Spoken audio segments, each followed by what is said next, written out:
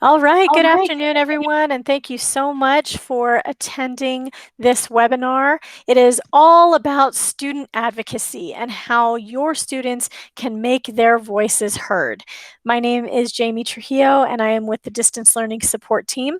I am also the president-elect of the New Mexico Adult Education Association, or NMEA. So my presentation today is twofold as a Distance Learning Support Team senior training consultant and as the president-elect of NMEA. So if you have any questions as we go along, you can ask questions for either one as a trainer and as an advocate with NMEA.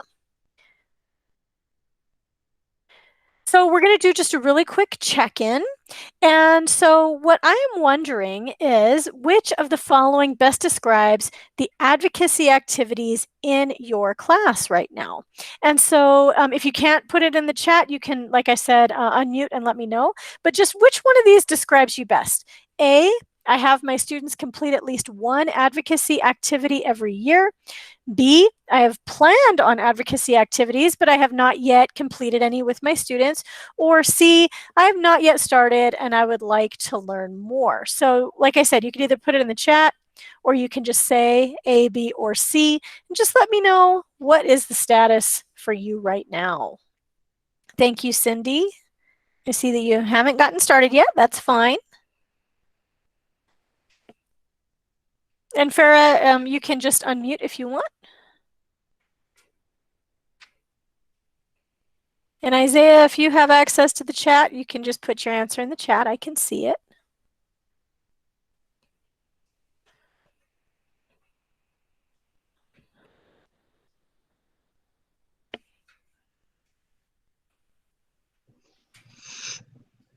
Actually, Jamie, Mm-hmm.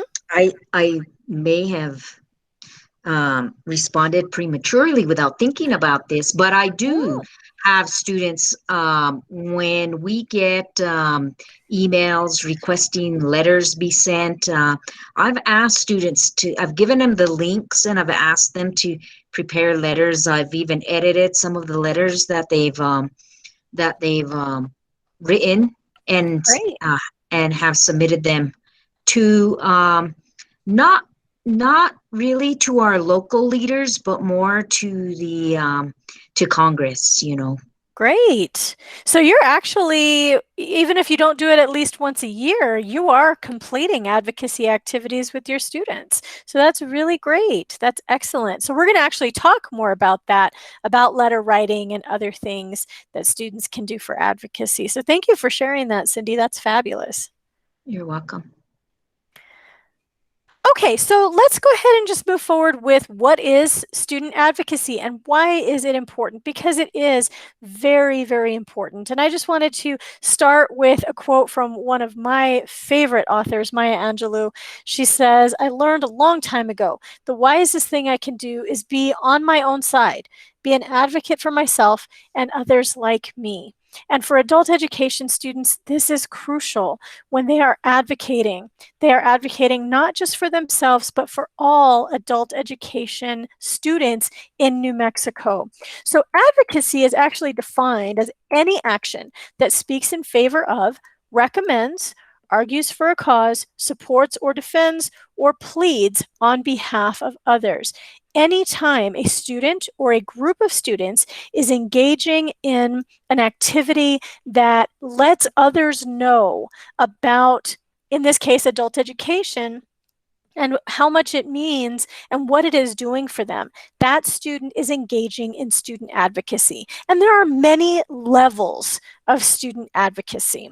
And so we'll talk about those activities here in a little bit. But first, I want to talk about why is advocacy important. It's not just about letting the legislators know what's going on. There are benefits for the student as well.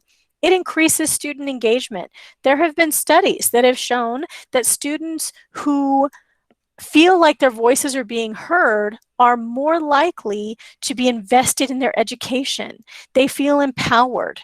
they feel engaged. It increases their motivation. So it can, even if they are not yet graduates, if they are advocating for adult education while they are students, it can help increase that motivation to keep going because they are absolutely feeling like their voices are being heard.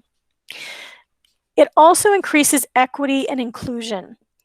We don't do this on purpose. I know we don't as adult educators, but sometimes curriculum and teaching methods can be only inclusive of one group or can be exclusive of a particular group. And so when a student is advocating for him or herself, that student is letting even the teacher know, this is what I need. So student advocacy starts at the classroom level. When the student lets the teacher know what he or she needs, that is a way for that student to advocate. It also prepares students for life after they finish. And we've also seen during our adult education day, we have graduates that are spotlighted all the time. This is true for current students as well. Whenever they engage in advocacy activities, this gives those students the skills that they need in college. It gives them the skills they need for leadership roles, for taking initiative in anything. It helps them to become engaged citizens in their own communities. So the benefits of student advocacy are twofold in that they benefit the state because it lets the legislators and other professionals know what the students need, and it benefits the students as well. So this is just a little tidbit for you. This is a really striking number. We served 9,520 adult education students in New Mexico for fiscal year 2019-2020. Now this is according to the New Mexico Higher Education Department's fact sheet. So all programs that were funded by the New Mexico Higher Education Department were included in these numbers. And these are students who were considered fundable, so they got 12 or more hours. So we served more than this, but these are the students who persisted in our programs. Imagine the size of their collective voice if we had 9,520 students all speaking on behalf of adult education. That is a huge collective voice. So how can students advocate? Well, one of those ways is by participating in Adult Education Day.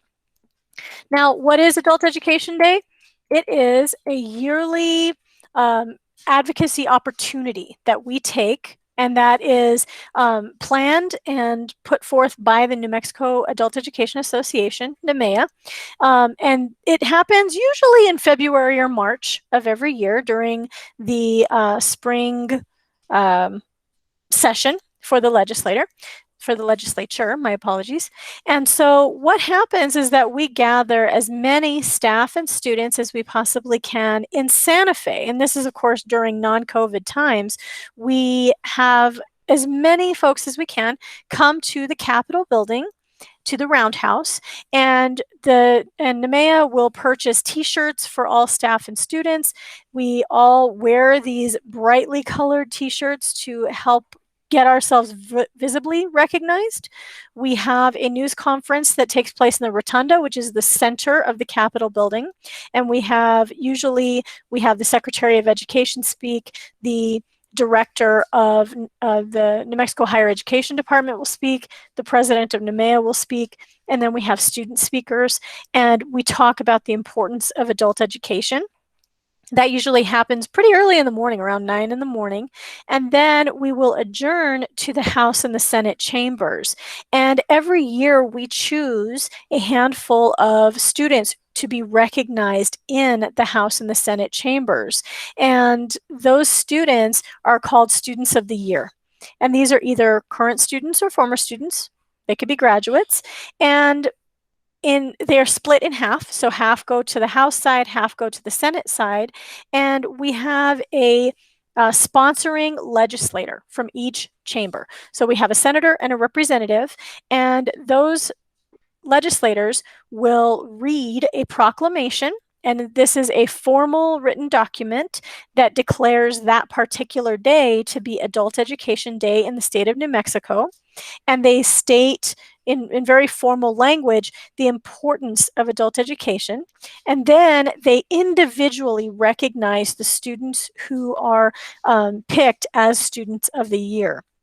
Those students are actually invited down into the Senate and House rostrums. So they are down on the floor with the legislators as they're invited to stand as they are recognized. And everybody gets to applaud for these students. And they're not unfortunately given the opportunity to speak, but we do provide a short biography of the students so that when they are recognized, we have some personalized information for them. The students who come that are not students of the year, they are able to sit up in the auditorium, up in the where the audience sits up at the top, and we all sit together in a group so that everybody can see our t-shirts. And what's really great about that opportunity every year is that students get to see a formal legislative session. They get to see when it is brought to order. Sometimes they get to see legislators vote. They get to see legislators debate on certain things. And this usually goes until about noontime. And then once that is all done, especially after the proclamations are read and the students are recognized, students have the opportunity then to leave or to stay for the rest of the day. They're also given the opportunity to tour the Capitol building, to see the offices of their local legislators, and to visit with local legislators if they are available at the time. So it's a really wonderful opportunity for students to engage in our state legislative process, either as a silent advocate wearing the t-shirt, making sure that they are seen and they're visible, or by going and speaking with their legislators in person. We also have letter writing campaigns, and that's something that Cindy was talking about a little earlier. We oftentimes will ask programs to write letters to their local representative and senator, and then we will deliver these. A lot of times we hand deliver these letters to their offices, which is really great because they get to see the student testimonials in their own words. And I'll talk more about that here in a little bit. So that is Adult Education Day during non-COVID times. And unfortunately, this year we weren't able to do so. So, oh, I forgot I had this up here. This is actually a photo of a previous Adult Education Day with some students of the year and their teachers. So this was down in the rostrum, like I had mentioned, and they were wearing their t-shirts and they got to stand and be recognized. So that's what it, like I said, what it looks like in other years, but this year, it's a little bit different. We do have Adult Education Day coming up on March 9th, which is next Tuesday. So if you have not already received an email from Terry Winborn, she's the NMEA president, please mark your calendars. March 9th from 9 a.m. to 12 p.m., we will have a virtual Adult Education Day. It is 100% online, but we will have a very similar schedule to what we would have if we were in person for the news conference. So we will have presentations from NMEA. We will have some presentations from NMHED staff. The proclamation will be read. And I believe it will only be read once, although I'm not 100% sure just yet. We will have some live presentations from students who have already been selected as Students of the Year. We will have some pre-recorded sessions. We will have a video presentation and a Google Slides presentation about adult education, plus some workforce panel discussions. So this is going to be a whole lot of activity from 9 to 12. I am not sure if it is going to be all in one live stream or if you have to attend the different parts. I'm assuming it will all be in one live stream, but we will have more information for everybody this week. So please, you're all NMEA members, so keep your inbox eyes peeled for that email that gives you more of an agenda. We will have a formal agenda that will be going out very soon. So I highly recommend that, especially if you have classes during this time, whether they are hybrid or virtual, and you're meeting with your students live and in person, that you consider having your students participate in this, even if they're just watching. It gives them the opportunity to take part in this process, in this celebration of adult education, even though it can't be done in person. And our sincere hope is that next spring we will be able to once again have in-person Adult Education Day at the Roundhouse in Santa Fe. So how can your students become adult education advocates during Adult Education Day and beyond? There's a lot of options that they have. Cindy and I have already talked about the letter writing. Students can write letters to their local senators and representatives. You can actually go to, and I will get out of this presentation and I'll show you here in a second what it looks like, but you can go to nmlegis.gov, and that will give you a way to look up your local representative and senator based on your address. So your students might have different representatives and senators, but these legislators really do love to hear from their constituents. And so when they put in their address, when the students put in their address, they'll be able to see who their representatives are, and they'll be able to send a letter directly to them. They can email these letters directly to these legislators. They can also mail them. And of course, right now, because of COVID, the Capitol building is not fully open, so it's probably best to email. But they can do this at any point in the year. They don't have to just do this during Adult Ed Day, although it is really great to do this right now since that is coming up. Students can also make testimonial videos. We have some videos that we're going to be showing during virtual Adult Ed Day. However, these videos can be put up on your websites, on your own program websites, or on social media, on Facebook, Twitter, Instagram, all of those social media platforms. You can be regularly running student testimonials. I can tell you, one of the greatest things that you can ever do for advocacy is making sure that the students themselves are telling their stories. As staff members, we are very proud of our students. As instructors, we love telling their stories and we love bragging on our students. It actually is so much more impactful when it comes straight from them. So see if they are willing to record a short video that you can put on your website or on social media. Students can also join NMEA. We do have an advocacy committee, and students, we have at least 3 students right now who are on that, or we might even have 4. And so these students sometimes will join us for a Google Meet or a Zoom where we meet with, for example, we have met with the Lieutenant Governor, Howie Morales, and these students were given the opportunity to tell their stories to him. And he was able to ask questions, and they were able to ask questions. So we actually were able to have a discussion. And so, it would be really great to have students from every section of the state, every area. And that way we can make sure that when we have these meetings, that every part of the state is being represented. They can visit the legislators in non-COVID times, and as soon as we can, when the Capitol building reopens. It is a public building. It is accessible to the public at all times. And so when these legislative sessions are happening, the offices of these legislators are open to the public. If they are in their office and you show up to their office, you can knock on their door and have a conversation. That is what they're there for, as public servants. So students can absolutely do that. If you wanted to have a field trip, if you wanted to organize something like that with your class, you could do that as well. Like I said, as soon as it opens. You can also attend sessions, either as a class, or students can attend these on their own. Right now, all of the sessions are virtual, and I believe they're offered via Zoom. But even though they're virtual, people can still attend. And sometimes if there's time, and I'm talking more along the lines of committee meetings, they do open up the meeting for some public comment or questions. So they can attend these sessions at any point.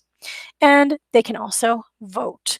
I'm sure that, if you have any kind of social studies lessons, you've probably done lessons on civic responsibility and voting.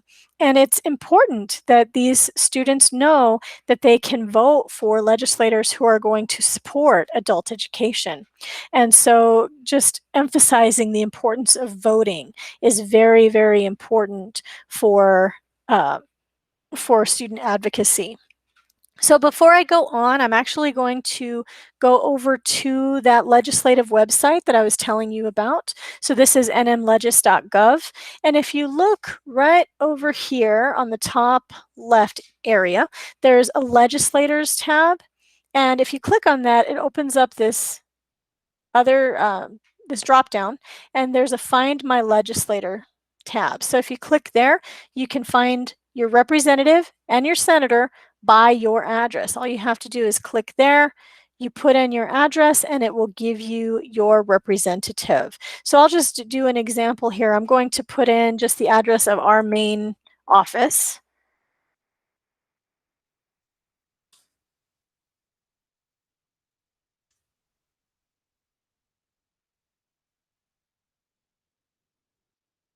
And when I do that, I can see which district this address is in and who the representative is and their email address. So I can email them directly from here with a personalized letter. And I can do the same for the Senate. So you can even turn this into a class assignment where you have students find their legislators and then write a letter. And then the other thing I wanted to show you here is the What's Happening tab, which is kind of in the middle.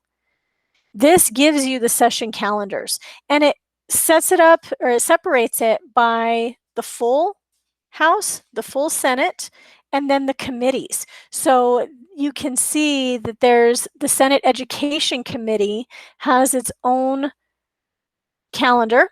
And so when you click on that PDF, it brings up the calendar and you can see what is happening. Okay, so that is really cool.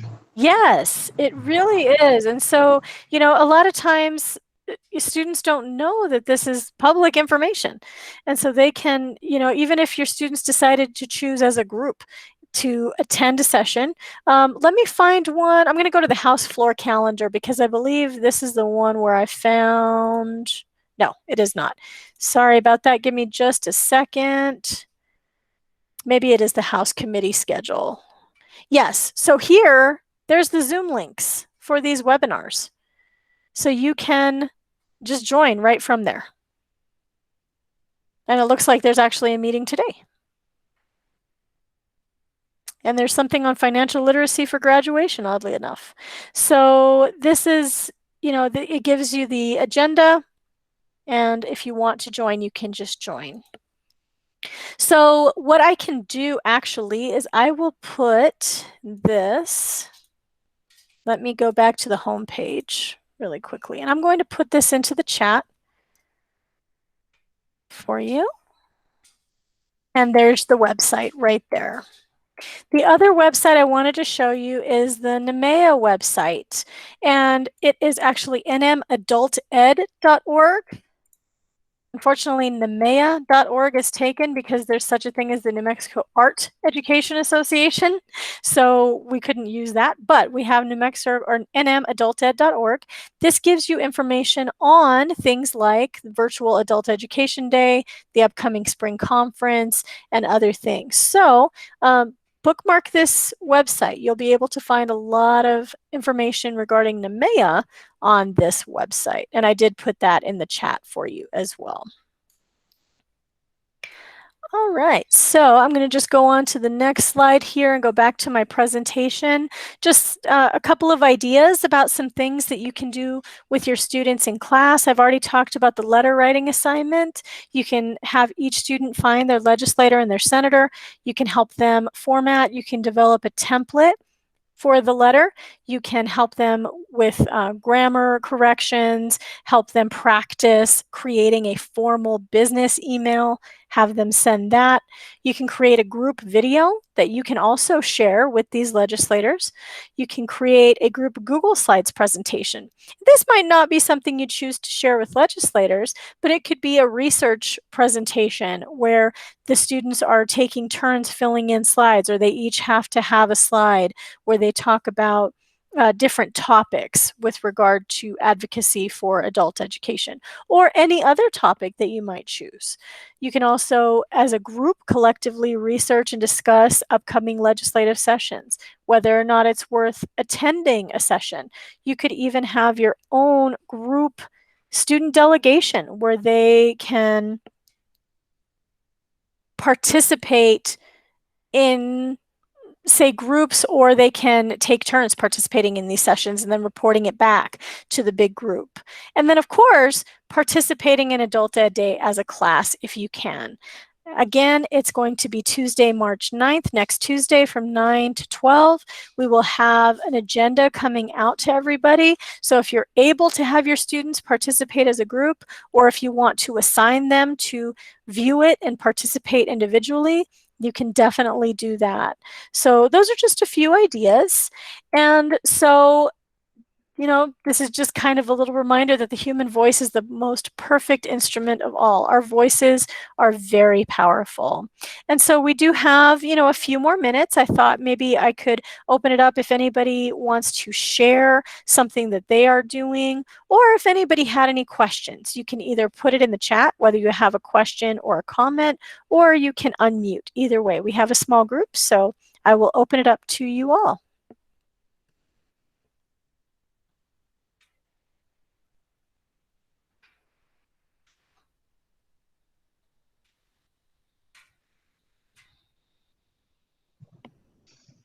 I was just going to mention that this is a great opportunity for students to learn about the legislative process. And I know you mentioned that, but I just want to reinforce that. And that's pretty critical, as far as, learning to participate as a citizen in the decision-making process. It adds to a little bit more of well-roundedness, gives students that chance to even take a look at leadership roles and how they too can fit into those kinds of roles. So it is an excellent opportunity, and I think that I commend you guys for even opening this up and allowing, and really putting it out there for us to expose our students to government in this way. Thank you so much, Cindy. Yes, I agree with you 100%. I have been participating. I, Go I ahead, Farah. totally agree with Yeah. I totally agree with Cindy. It's going to be fantastic for our students to have that access as well, and they'll feel comfortable, and that they could have a question for them, or whatever they need to do, or whatever they need to ask, or anything. I think it's going to be a very good for our students too.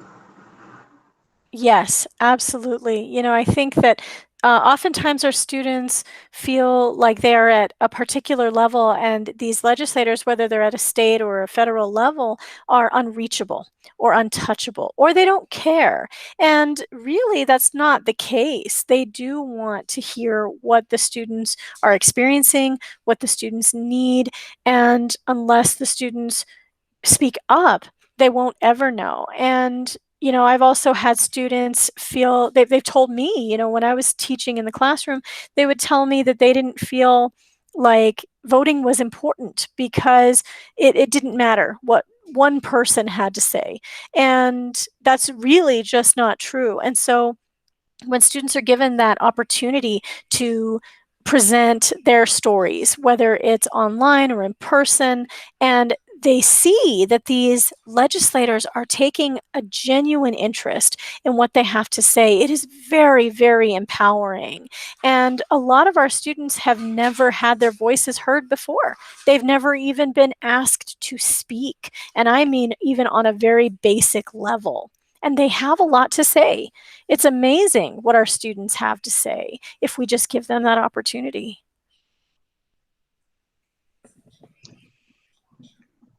Jamie, what I say about this is that even though, of course, we all like to be in person, and it's always nice to have that kind of face-to-face interaction, but this kind of platform or format might even be a little better in a sense, because you don't have to show your face. So if you do have a question, it's a non-threatening environment, and it just gives a little bit more practice, because sometimes it's difficult when students have questions and they're in a face-to-face environment, but put it in an online format where they don't have to necessarily show their face.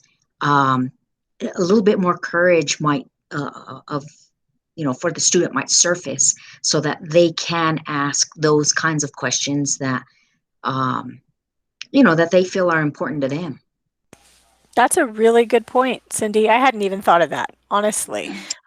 But you're very And right. also, we're here to help them to accomplish that too, because they may feel like they don't know how to word it right, or what to say, but they can tell us what they want to say, and then we can help them um, be professional. And and like Cindy said, if they don't want to show their face, that's fine. And I think it'll be a really good platform for anybody, actually. So Absolutely. it's good. Absolutely, Yeah. Farah. You are 100% right there. This is probably one of the best opportunities for students to have a social studies lesson, a writing lesson, and a career pathways lesson all at one time. They're learning all of that together. So thank you guys so much for that.